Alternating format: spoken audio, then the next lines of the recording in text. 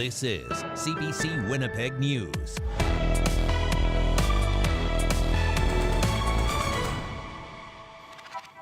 Good evening and thank you for being with us. Manitobans mark two important anniversaries during Remembrance Day services right across our province today. 2024 marked the 80th anniversary of D-Day and the 100th anniversary of the Royal Canadian Air Force. Our Remembrance Day coverage begins with the CBC's Zabina Ahmed with more from the province's largest service at Winnipeg's RBC Convention Centre.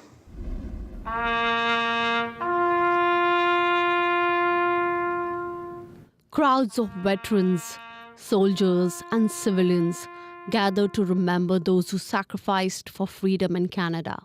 Laying of wreaths, reading in Flanders fields, a torch ceremony, and observing a minute of silence at 11 a.m. was part of Winnipeg's largest Remembrance Day service. Captain Gabriel Bouger reflected upon the sacrifices made by members of the armed forces. Your commitment and bravery continue to inspire us, and we honor you today and always.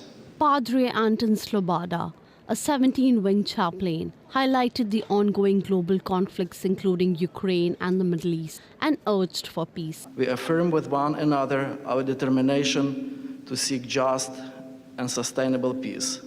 Reverend Paul N. Johnson honored the Royal Canadian Air Force, which marked its 100th anniversary this year. He recounted the 80th anniversary of D-Day and remembered the soldiers' sacrifices by reading out a line from the holy religious scripture of Sikhism. Many of whom have served and continue to serve in the forces to serve Canada. From the Guru Granth Sahib, through selfless service, eternal peace is obtained. We will remember them. The young cadets who performed the parade talk about what Remembrance Day means to future generations. The youths of today should really do everything in their power to do something in order to benefit and help their country. Zabina Ahmed, CBC News, Winnipeg. The life and legacy of Canada's fallen soldiers were also honoured at a ceremony in Vimy Ridge Park.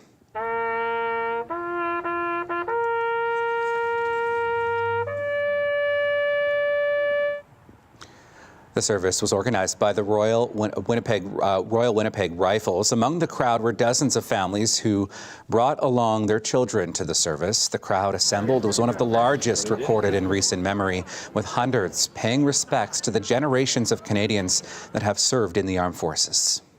There's a lot of things going on in the world, and if we don't do this every year, they'll be forgotten, and they mustn't be forgotten. They sacrificed everything so that we can do all of those things and take our mind off of Remembrance Day. It's kind of a paradox. For many families, their participation was an important step in ensuring that the memories of those who made the ultimate sacrifice would not be forgotten. Members of the regiment and the public laid wreaths for fallen soldiers at the Royal Rifles Monument. We'll have more coverage of Remembrance Day still ahead, including the story of a World War I veteran's family who is donating his memorabilia to his alma mater, and he cared so much for me as a tiny little baby that he never met. How a Manitoba family feels a close connection to a missing World War II pilot through letters. Both of those stories coming up in about 10 minutes. Thousands turned out yesterday in Winnipeg for a national commemorative ceremony to honour Maurice Sinclair, the trailblazing Anishinaabe judge who led Canada's Truth and Reconciliation Commission. Brittany Greenslade brings us the heartfelt tributes to all that he achieved. Maurice Sinclair was an Indigenous force, a celebrated elder, judge and senator who made history. My father's most enduring gift is that he loved this country in all of its complicatedness. Remembered by his son at this national commemorative ceremony in Winnipeg, the first ever held to honor an Indigenous leader. That he was often the lone voice of dignity against a wall of callousness. Sinclair died on November 4th at age 73. Here he was celebrated, sometimes with laughter, often through tears.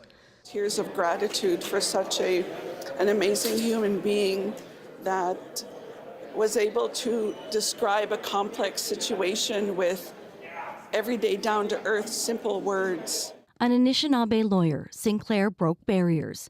He was the first Indigenous judge in Manitoba. But he's best known for leading the Truth and Reconciliation Commission, helping Canadians to confront the country's dark past. Murray has brought us together. He's brought our whole country together.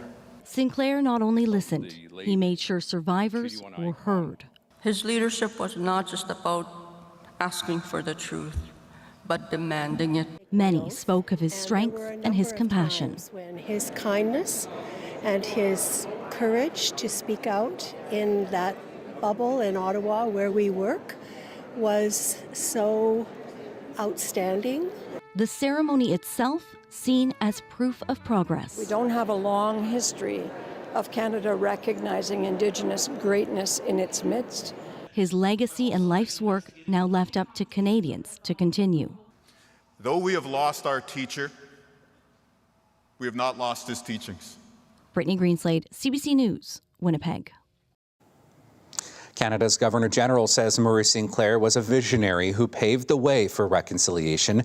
Mary Simon sat down with Brittany before the ceremony. Here is some of that conversation. I think he paved the way for many of the things that we are dealing with today. And he uncovered a lot of injustices in the system that had to be revealed in order to, work and fix those issues that have affected Indigenous people so much over, hundreds of years. So I think he has led us in a way that is very forward-looking, and also he has led us in a fashion of kindness, and he gives people hope, and that's always how I felt about him when I worked with him. An Ontario court has declined to review a decision that denies Peter Nygard bail. A court of appeal for Ontario judge has said the judge who dismissed Nygard's bail application last month did not make any errors in addressing his case. Nygard's lawyers had argued the bail judge unfairly discounted a new medical report, among other things. The bail judge, however, found that Nygard's appeal appeared to be weak and that he had a greater incentive to flee since he faces charges in other jurisdictions. The 83-year-old was found guilty of 4 counts of sexual assault last year. The City of Winnipeg is looking for a collection agency to help recover more than $12 million in unpaid tickets. A request for proposal show the city has more than 102,000 tickets outstanding, some of those dating back to 2016. Public Works Chair Janice Lukes says the city relies on the parking fine money as a source of revenue. The challenge in collecting the parking tickets is we really don't have, and I'm going to just say teeth, we don't really have a lot of teeth to get into the collection aspect. She's hopeful the province will help out by making license renewal contingent on payment of those fines.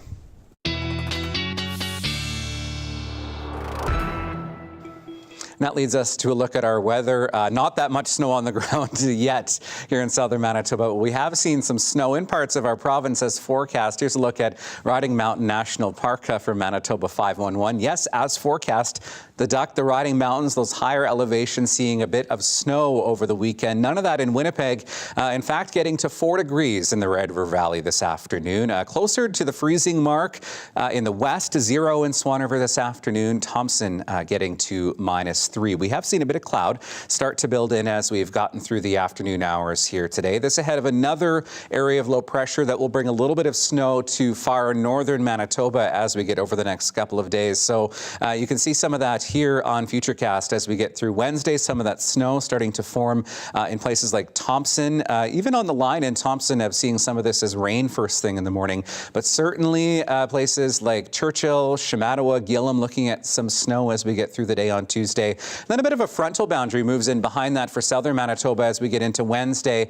This bringing us a fairly good chance of seeing some showers as we get through the early part of Wednesday. I'm not talking about a soaking rain, but certainly could see a couple of showers first thing in the morning. In terms of snow in northern Manitoba, traced to a couple of centimeters even for places like Gillam and Lynn Lake, but along that Hudson Bay coast in particular could get 2 to 4 centimeters of snow. What we will see here in the south tomorrow is some really gusty winds, up to 50 or 60 through the afternoon. Temperatures 7 degrees for the Red River Valley, 8 in Brandon, 5 tomorrow in Thompson with some of that cloud cover moving in. 8 degrees on Wednesday for Winnipeg, that chance of morning showers there. We start to see some clearing into the afternoon and a bit cooler on Thursday, but still above seasonal at 5 degrees. I'll have your 7-day forecast still ahead. And we'll also have more Remembrance Day coverage still to come tonight as well, both locally and from Canada's National War Memorial in Ottawa. Stay with us. We have much more ahead after this.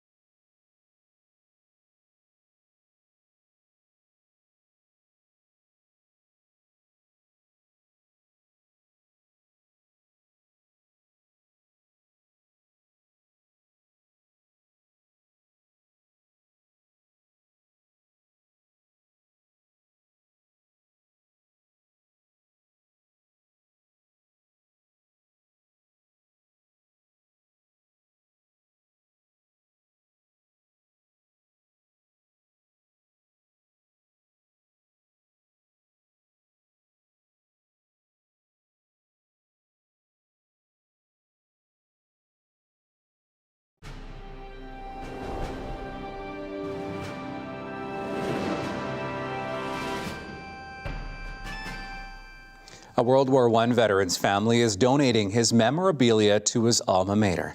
Charles Wesley Lovett was a stretcher bearer with the 12th Canadian Field Ambulance. His wartime diary and other memorabilia have been donated to the University of Winnipeg archives. His great-grandnephew Lloyd Lovett reflects on his relative's legacy and sacrifices and the importance of preserving his wartime records.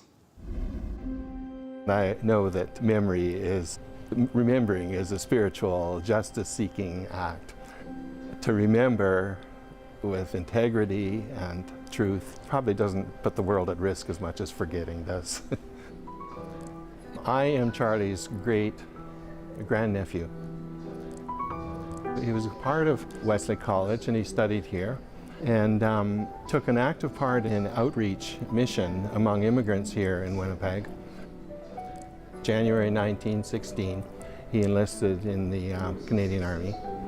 During that time, of course, he trained and went to Europe. And about a year after that, actually, he went from England to France. That's where he participated in the war, where he served as a stretcher bearer until he died on the 29th of October in the Battle of Passchendaele.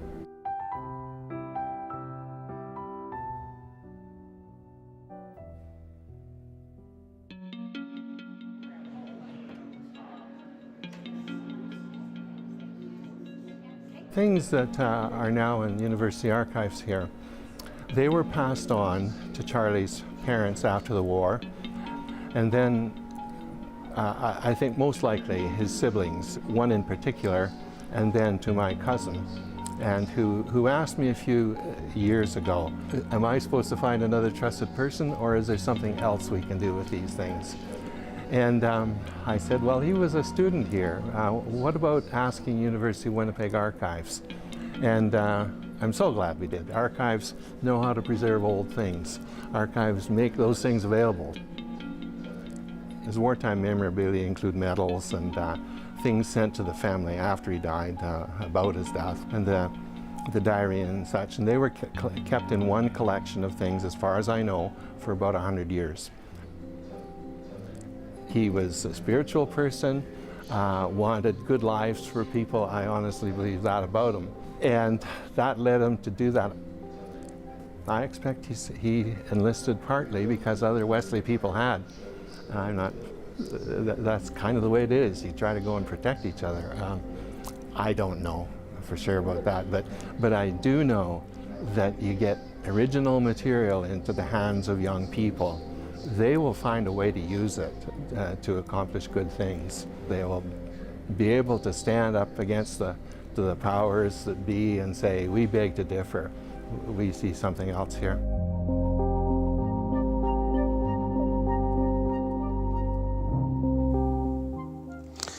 Well, the family of a Manitoba pilot who died in the Second World War say they may never know where his final resting place is. Robert Harris's daughter was only 9 months old at the time he died. She never got to meet him, but thanks to 167 letters that he sent her mother, she now feels close to him. Well, my name is Betty Hannum. I'm the daughter of Flying Officer Robert Harris, who was shot down over Germany in March of 1945, flying the Lancaster bomber. He was the pilot, and his body has never been found. Each crew member who was on that airplane that took off from England was eventually accounted for, but no remains of Robert whatsoever in the wreckage, in the accounting, in the stories. I was just 9 months old, I guess, so I never knew him. I never knew my father, no. I think my mom, for many, many years, just assumed that he would come back someday. But then there was a point, and I think I know when that was. I was told eventually that he was killed in the war, and I remember learning how to spell the word deceased very young in my life, because in those days you had to write who you're, at school you had to, and just little things like that. It all came very gradually, learning, and and it was hard for her to talk about it and to explain these things. So yeah, she coped very well, and she made a good life for herself and for me. And I've just been, I grew up not knowing my grandfather, but having him as a huge presence in my life, because I always wondered what it was like to, for my mother not to know her father. Once I started to learn that, because there was always pictures of him around, and my grandmother, Margaret, never remarried. I never knew my grandmother to ever be in love with her husband, who she lost so long ago. And I hope maybe someday somebody in Germany in that little town will dig something up that might be identified as a dog tag, even something, or remains of some sort that could be identified, that maybe someday my children or my grandchildren might have. You know, I don't know if I ever saw those until after my mother passed away. 167 letters that he wrote to her during that time when he was stationed in England.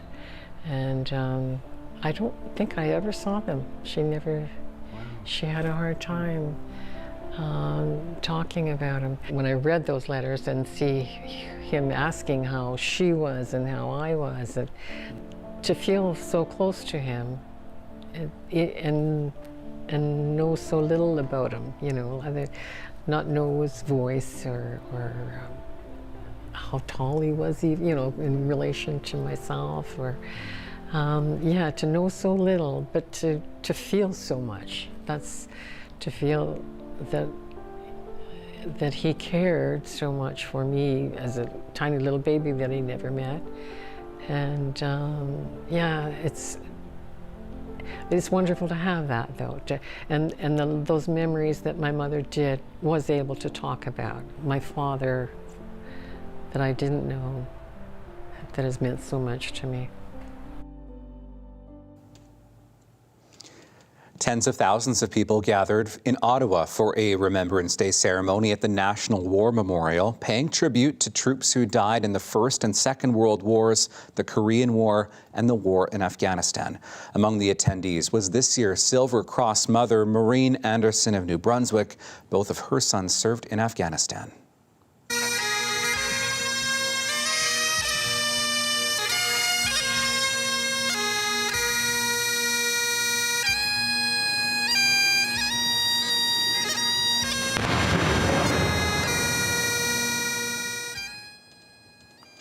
This tradition at the National War Memorial began in 1939, but Canadians have held services of remembrance since 1919, just after the First World War. Canadian troops with a NATO multinational battle group marked Remembrance Day at their base in Latvia.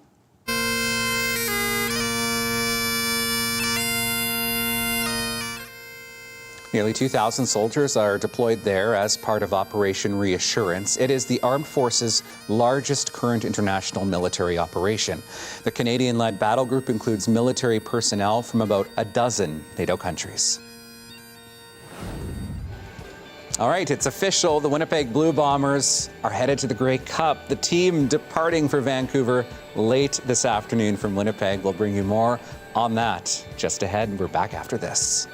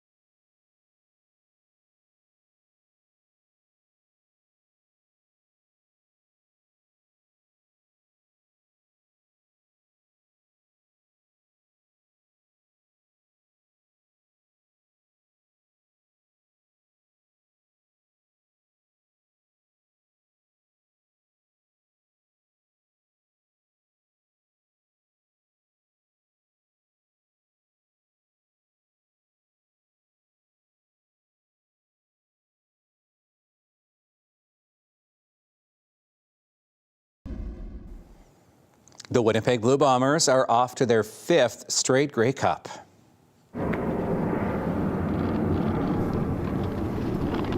Team staff and players boarded a plane for Vancouver, which plays host to Sunday's 111th Grey Cup against the Toronto Argonauts. The Bombers defeated the Saskatchewan Roughriders in the CFL West final on Saturday. The Grey Cup Festival kicks off on Wednesday. The game itself is at 5 p.m. Central on Sunday.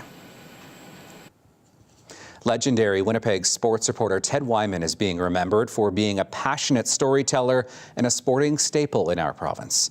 Wyman passed away on Saturday after a months-long battle with cancer.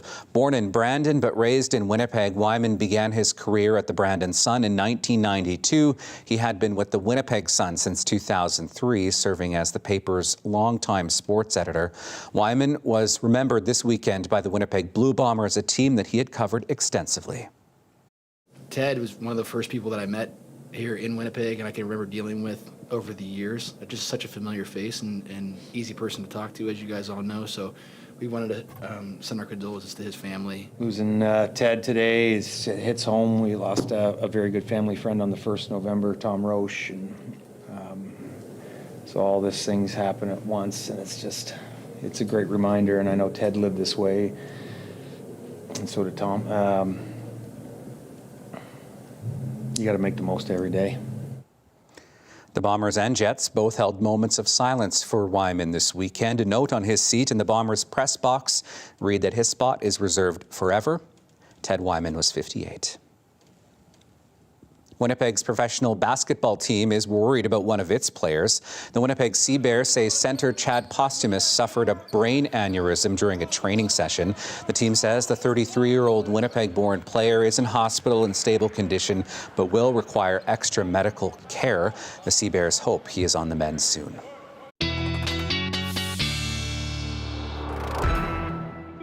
That leads us to our 7-day forecast now, looking at a high of 7 in Winnipeg tomorrow. South winds 30 gusting to 50. Could see some gusts up to 60, though, as we head through the day tomorrow. 8 degrees for Wednesday. Chance of showers in the morning, clearing as we get through the afternoon. Thursday, a bit cooler, 5 degrees, but still above seasonal for this time of the year. And then we see a chance that we could see some light rain through the later part of Saturday, some snow maybe overnight into Sunday, a high of 2 on Sunday. And looking at a mix of sun and clouds for next Monday and a high of 4.